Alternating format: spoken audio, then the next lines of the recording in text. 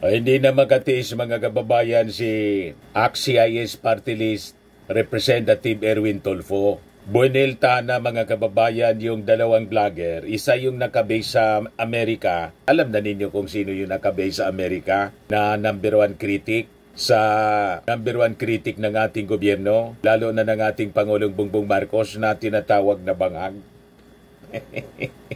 Lahat ng kalyado ng ating Pangulo, lalo na yung #1 senatorial candidate na si Congressman Erwin Tulfo, target nila mga kababayan na i-demolish. Yung mga kandidato kasi nila mga kababayan, dinimolish yung kanilang sarili dahil sa pagdikit sa mga Duterte. Ngayon, yung #1 senatorial candidate po, si Erwin Tulfo, gustong i-demolish ng dalawang vlogger po. Yung isa, dati niyang kasama din sa mainstream media na vlogger na ngayon.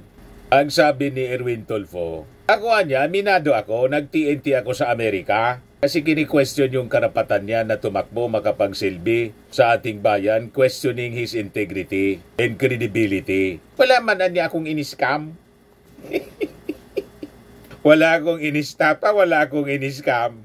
Patama sa dalawang vlogger mga kababayan na yung isa, yung babaeng nakabase sa Amerika, at yung isa naman mga kababayan nakabase sa Mindanao. Yung kalbo. Yung may 1 million mga kababayan na talent fee kay Kibuloy. Hindi na magati si Erwin Tulfo. Kini-question kasi yung kanyang credibility, lalo na yung sabi, US citizen siya. TNT-an niya ako, aminado ako. TNT ako sa Amerika. Oh. Nag-TNT pala mga kababayan kasi noong reporter pa lang siya, nagsisimula, hindi magkasya para ibuhay sa kanyang pamilya mga kababayan. Yung kanyang sweldo, taghirap. Ganon talaga naman po sa simula. Alam natin yan mga kababayan sa mainstream media. But before natin pag-usapan, click subscribe muna dito sa ating YouTube channel and hit the notification bell para lagi po kayong updated sa mga kaganapan dito sa ating bansa. Like and share na rin po ninyo ng ating video. At huwag na rin po ninyo na-skip yung ating mga commercial ads para tuloy-tuloy lang ang pag-unlad ng Bagong Pilipinas. Dito ng ating programa mga kababayan, atin sa inyo nitong ating mga sponsors. Firmax Firming and Lifting Cream. Pinapay po sa mga pulses in affected area. Mainam po ito sa mga pains at paninigas ng mga kaso-kasuan. Ito sa mukha naman yung application, anti-aging, Automax po siya. Ito ay Glow Zero mga kababayan. Whitening po siya. Made in South Korea. Ito naman po, Nengxia Red Mix Fruit Drink. Gawa po siya sa goji berry. May anti-cancer properties po siya. At sa mga nagana po ng malinis and spacious fitness gym, pumunta lang po kayo sa aming Colossal Fitness Gym. May Grab Car Rental din po kami. At bills payment po sa aming office. At saka sa mga mahilig po sa mga imported bags, manood po kayo sa live selling ni Madam Aileen Rosales sa kanyang Aileen Closet po. Pati mga shoes, ito yung kanya po. Ito yung kanyang page. Kita ninyo, napakagandang mga online selling po siya. Si Madam Aileen Rosales. Cellphone number niya po, 773-798-7816. Balikan natin yung ating kwento. Si Erwin Tulfo mga kababayan, pumalag. Bueniltahan po yung dalawang vlogger critics niya. Sabi dito sa balita ng Manila Bulletin, Erwin Tulfo responds to 2 vlogger critics. One has American afam niya, the other has estafa case. Ayan kasi mga kababayan. So inamon po ni Erwin Tulfo yung kanyang mga critics. Itong dalawang vlogger critics, sabi niya, you have to put your money where your mouths are. Dapat niya, tumulong kayo sa ating bansa. Yung dalawang vlogger critics, wala man pong naitulong, sige man lang ang daldal. Mga assuming po, yung isa, ang paniwala sa sarili, siya na yung pinakang magaling, all-knowing, Gusto nang magdikta sa Pangulo. Lahat gustong diktahan. Dapat ganito, ganyan, ganito. Tumakbo kayo. Magpresidente kayo, mag-vice-presidente, mag-senador, mag-congressman. At ng posisyon, takbuhan ninyo. Di ba? Kung totoong magaling kayo. Pero yung isang vlogger po, tumakbo na yun na senador. Laging talo. Many times na. Magkatatlong beses na yata. Yung kalbo na taga Mindanao. Ang tingin ko, masyadong nainggit po kay Erwin Tulfo sa Tulfo Brothers kasi po, ang tatak Tulfo po, tumatak talaga po sa mga mamamayang Filipino pagdating sa serbisyo publiko. Imagine, pag nangyari mga kababayan, manalo si Erwin Tulfo, manalo si Ben Tulfo, tatlo na yung Tulfo po sa Senado. Gayahin kasi ninyo, huwag mainggit. Na ungusan kasi kayo ni Erwin Tulfo. Yan ang kuwan po. Yan ang problema. Ilan nating mga kasama. Pag naungusan po, masama ang loob. Yan ang ugali pong Pilipino. So sabi dito sa balita, Tulfo speaking in his radio program Punto Asintado, Reload, referred to two content creators in particular but did not name them. Tulfo said one of them was a spectacled woman who appeared to be living a comfortable life after she married an American citizen. Alam na natin yung may malagi. Tapos yung isa is an ex-TV personality from Davao with an alleged criminal record. Yung hinuli po ng NBI. Yung pinatawag po ng Congress. Yung taga-SMNI. Yung dating kasama din sa mga malalaking TV stations dati sa Manila. Tapos ngayon, nandun na sa SMNI. Yan ang tinutumbok mga kababayan ni Erwin Tulfo na may kaso, may kasong istapa. Istapador? Ano? Criminal record niya. Sabi ni Erwin Tulfo sa kanyang bulta dito sa dalawang vlogger po. Ilang vlogger ho dyan, salita ng salita, tira ng tira sa gobyerno. Lalo na po yung isa dyan sa Amerika na babae, nakapangasawa siguro ng mayaman, afam. Napakaswerte mo, ineng. Napakaswerte mo, mamahalin pa ang antipara mo, sabi ni Tulfo. Alam na mga kababayan, yung masyadong assuming and all-knowing na vlogger na nakabase doon sa Amerika na ang akala mo siya na yung pinakang magaling. Gustong diktahan mga kababayan yung ating Pangulong Bongbong Marcos sa mga dapat gawin. May ganun talaga. Yung sabi hindi na pagbigyan, tumulong sa kampanya nang hindi mapagbigyan po, bumaliktad. Sabi ni Erwin Tulfo, Diyos ko po, dapat magpasalamat sa Panginoong Diyos na mayaman ang afa mo. Hindi ka kailangang magbanat ng buto. Sabog mga kababayan, durog na durog. Daldal ka niya ng daldal, comment ka ng comment. Bakit niya hindi ka umuwi? Why don't you come home and help this country? Kung talagang may sakit ka sa bayan mo, umuwi ka rito. Ibenta mo o i-donate mo yung kayamanan mo na galing sa apa mo na Amerikano. Ibigay mo sa mga mahihirap dito. Tama. Ang sabi nga po sa balita, hingi pa rin yun ang hingi sa kanyang mga viewers.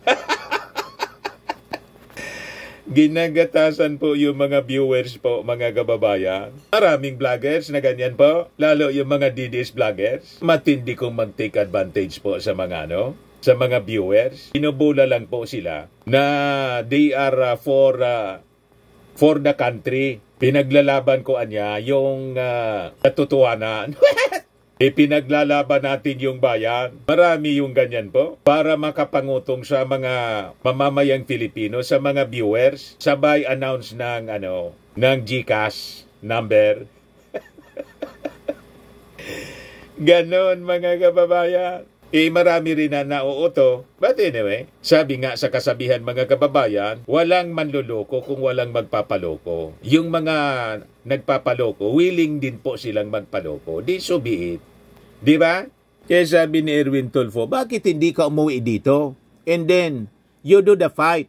You do the battle, stress the majority leader for communications. Hindi man yun dito kasi santambak yung kaso. Isa sa mga nag-file ng kaso po, si Katunying. Inaamon nga yun, umuwi ka niya, umapa ka dito niya para makuha mo yung hanap mo. Itakot din mga kababayan na umuwi. So, ginagamit niya yung social media, yung kanyang YouTube channel para manira ng manira. Lahat ng mga foul language, maririnig mo po sa kanya. Tulfo further challenged the female blogger to enter politics if she truly believed that she could do a better job in running the country's affairs. Or ma'am, baka pwede ma'am, sa 2028, ikaw ko kaya tumakbo na pagkapangulo. So you run as President of the Republic. Gusto nyo tumakbo kayo, senador, congressman. Kayo ho, mag-speaker. Yan ang challenge po mga kababayan ni Congressman Tulfo. Lahat ng posisyon, takbuhan mo na niya.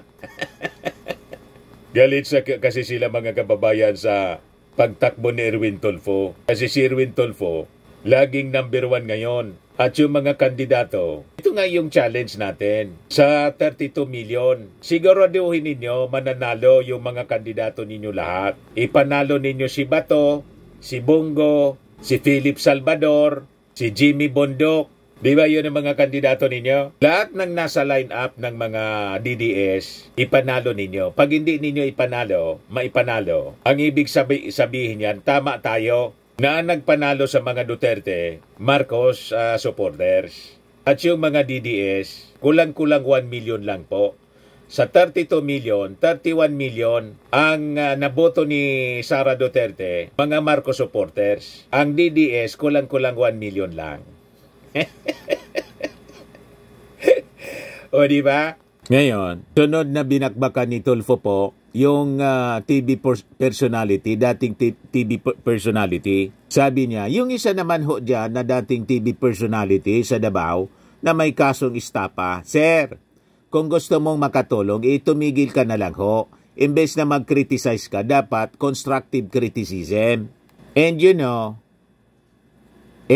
that na kapag bumanat ka, dapat meron kang opinion or idea na itong dapat gawin. Hindi yung tira ka ng tira. Wala man siyang alternative mga kababayan. Wala man siyang naisip. Wala man siyang suggestion. Sige lang ang banat, sige lang ang criticize. Yan ang mga ugali niya. Pag sila yung pinagawa mo, hindi man nila kaya, palpak. Doon lang sila mga kababayan na magaling sa pagmumura, sa pang-insulto, sa pagkritika. Pero pag sila ang pinagawa mo, wala. Wala mang wala mang idea. Sabi ni Erwin Tulfo, ngayon, kini-question ako ng ilang mga vlogger. Sabi, may karapatan ba yan na tumakbo bilang senador, bilang mataas na opisyal ng bayan natin? Walang kredibilidad, walang integridad. Pero sabi ni Tulfo, ito lang ang masasabi ko, wala po akong nilabag na batas dito sa ating bayan. Wala po akong nilokong tao ni isang Pilipino maging sa Amerika nung nandun po ako. Wala po akong inistapa, wala po akong iniskam na mga Pilipino maging na mga Amerikano. Wala po akong niloko. Basag na basag si Jason siya. Taga si Marlica. Sabi ni Erwin Tulfo, kung pagiging TNT ko ho, kung pagiging undocumented alien ko ho, ibawal po akong magsilbi, bawal na po ako magtrabaho sa ating bayan, na ginawa ko lang naman yung mga yon para mapakain yung mga anak ko. Kung kasalanan ko ho yon sa tingin ninyo, then guilty po ako. So, madaling sabihin, sinasabi po ni Erwin Tulfo, aminado siya na nag-TNT siya sa Amerika noon dahil sa pangangailangan ng kanyang pamilya. Ang importante po umamin, di ba? Wala man pong tao sa mundong ibabaw na walang kasalanan. Sabi sa Bible, for all have sinned and fall short of the glory of God. Ang importante, pag ikaw ay nagkasala, nakagawa ka ng mali, inamin mong mali ka, recognize mo yung iyong kasalanan. Yun ang simula ng pagre-reform. Tama po, mga kababayan? Pero yung kanilang idol po, walang remorse. sa EGK. Di ba yun ang nangyari po sa sa congressional hearing sa Quadcom? Walang remorse. So sabi ni Erwin Tulfo, pumunta niya ako ng Amerika in 1986 on a tourist visa after struggling to make ends meet as a young father in the Philippines. Kaya napilitan siya na OFW. Tumigil lang ako sa pag-aral. Nagtrabaho ako sa dyaryo, recalling how he borrowed money from her colleagues to pay for his son's birth expenses. So ganun pala yung simula ng buhay ni Erwin Tulfo. And most of us mga kababayan sa profesyon, sa mainstream media, ganun yung kwento. Ako ganin din po yung kwento. Taghirap. Di ba? Pero importante, nagporsige. So sabi dito sa kanyang kwento, unable to support his family on a journalist salary, Tulfo sought better opportunities abroad, initially considering Saudi Arabia. He eventually traveled to the US with the help of his aunt. So sabi ni Erwin Tulfo, nag-TNT po ako roon, referring to tago ng tago, a Filipino term for living in the US illegally. So, during his decade in the US, nagtrabaho daw siya bilang kung ano-anong mga trabaho, including bagger, janitor, caregiver, and warehouse man. He resorted to using forged documents to secure employment, a common practice among undocumented immigrants at the time. Usong-uso po doon at marami po kami noon 1986 na TNT po roon. May mga mabibilhan po na mga driver's license, social security, birth certificate. Doon ho, pwede kayo sa downtown sa San Francisco, sa LA. Paliwanag ni Tulfo. Adding that he relied on charity groups for free meals to save money. So doon siya kumakain sa free kitchen para lang po makaipon ng pera. Ganon pala yung buhay ni Erwin Tulfo noon. So sabi niya, after returning to the Philippines, Tulfo resumed his career as a journalist, eventually becoming a prominent figure in public service, addressing criticisms about his eligibility for public office due to his past. Tulfo said he had no regrets about his actions, which were driven by the need to provide for his family. Kaya sabi niya, kung ang pagiging TNT ko niya, kung ang pagiging undocumented alien ko po, ibawal po ako magsilbi, bawal po ako na magtrabaho sa ating bayan, kung kasalanan yun sa tingin ninyo, then guilty po ako. Pero ito lang masasabi ko, wala po akong nilabag na batas dito sa ating bayan. Ang nilabag niya sa Amerika. Pero aminado siya na nagkamali siya. Yun ang importante doon. Pag ikaw ay aminado na nagkamali ka dahil sa pangangailangan, ang ibig sabihin niyan, gusto mong itama yung pagkakamali mo. You want to reform yourself. Yan ang importante doon. Pero yung taong walang remorse, nagbanta, kinonfirm pa na hindi ito anya joke. Yung EGK, nagmalaki pa at nilaglag pa yung kasama. Ito anya si Bato. Death squad anya yan. Dinama yung mga kasama. Yan na yan. Yung senador ngayon. Death squad din yan. Proud pa siya. Pero si Erwin Tulfo, sabi ni Erwin, guilty anya ako. Guilty siya sa pagiging illegal alien. Pero anya, wala po akong nilokong tao ni isang Pilipino, maging sa Amerika. Kung nandun po ako, wala akong inistapa, wala po akong iniskam ng mga Filipino. Maging sa mga Amerikano, wala pa akong niloko. Kung nire-remit ko, yung nire-remit ko na pera dito ay galing po sa pagod at pawis ko. Yan po ang totoo, kaya hindi po ako nahihiya. While not proud of his past, sabi po ni Tulfo, hindi ko rin anya kinahihiya na once upon a time nag-TNT ako, na once upon a time illegal alien ako, once upon a time nagtrabaho ko na undocumented. Pero anya, hindi ako proud.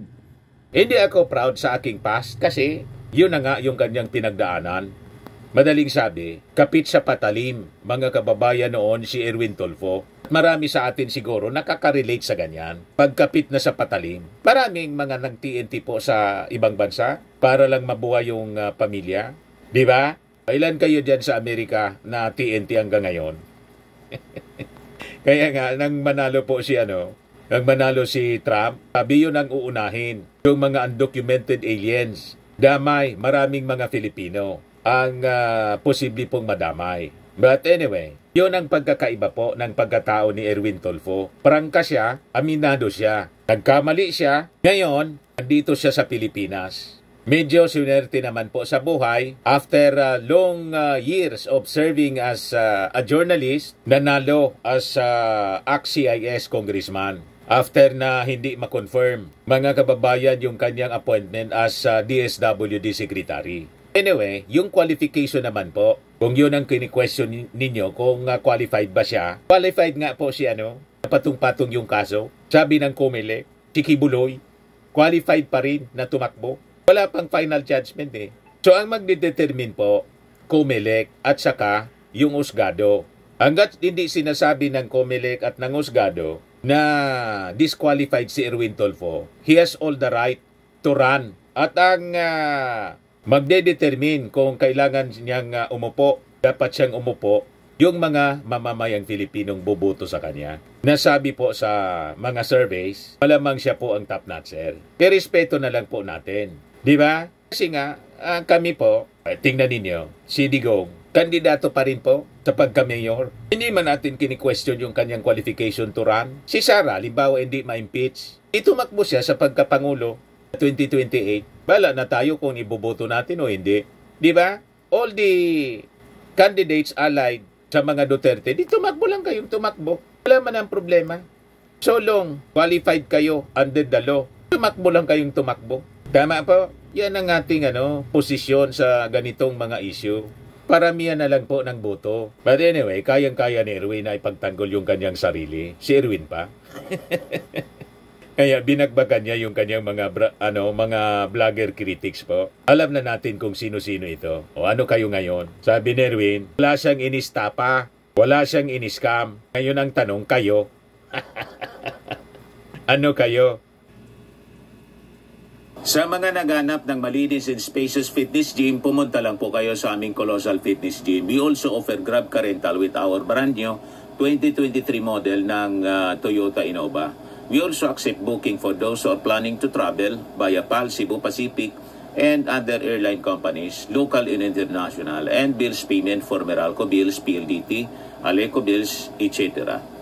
Ang Colossal Fitness Gym is located at 3rd floor Security Bank Building, Landco Business Park, Legazpi City, Albay. For inquiries, look for Chilon Maravillas. Contact number 0966-802-0949. Yan yung aming Innova. Lagi na pong matao sa amin.